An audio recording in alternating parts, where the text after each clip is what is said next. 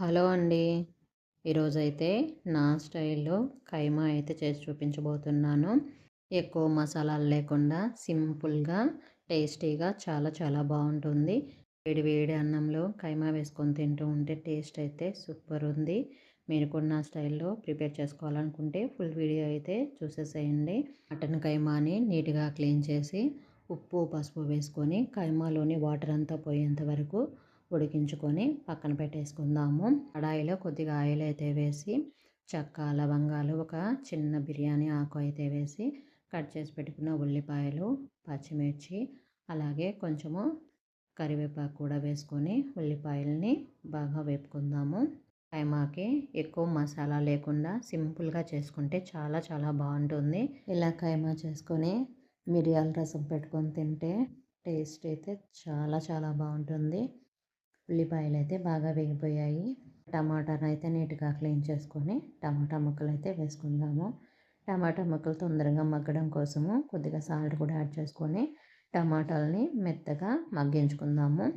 టమాటాలు అయితే మెత్తగా మగ్గిపోయాయి కదా! 1 స్పూను అల్లం వెల్లుల్లి పేస్ట్ కూడా యాడ్ చేసుకొని అల్లం వెల్లుల్లి పేస్ట్ కూడా ఒక 5-10 నిమిషాల పాటు వేపుకుందాము.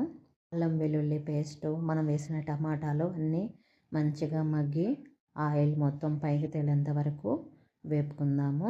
అల్లం వెల్లుల్లి పేస్ట్ కూడా మంచిగా వేగిపోయి ఆయిల్ కూడా పైకి తేలుతుంది కదా! ఇప్పుడు మనము ఉడికించి పెట్టుకున్నటువంటి కైమాను ఇందులో వేసుకొని ఒక స్పూన్ కారము, ఒక హాఫ్ స్పూన్ వచ్చి పసుపు అయితే యాడ్ చేసుకొని కైమాకి మనం వేసిన పసుపు, కారము, మసాలా మొత్తము పట్టేలాగా ఒకసారి అంతా కలుపుకొని ఉడికించుకుందాము.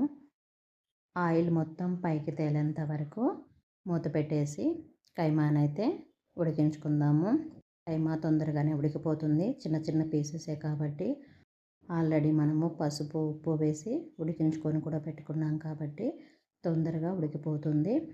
కైమాలో ఒక గ్లాస్ వాటర్ అయితే యాడ్ చేసుకొని మొత్తం ఒకసారి కలిసేలాగా కలుపుకొని మూత పెట్టేసి గ్రేవీ మొత్తము చిక్కబడేంత వరకు ఉడికించుకుందాము.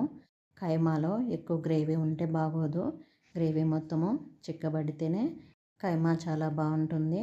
గుజ్జుతోనే అన్నం మొత్తం తినేసేయచ్చు, అంత బాగుంటుంది.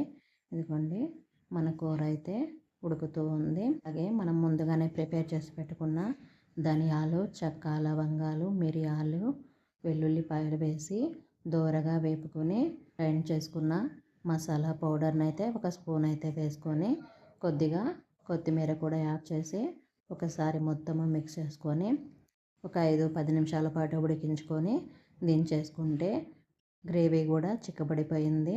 స్టవ్ ఆపేసి దించేసుకుందాము. సింపుల్ టేస్టీ మటన్ కైమా అయితే రెడీ అయిపోయింది. కైమా టేస్ట్ అయితే చాలా చాలా బాగుంది.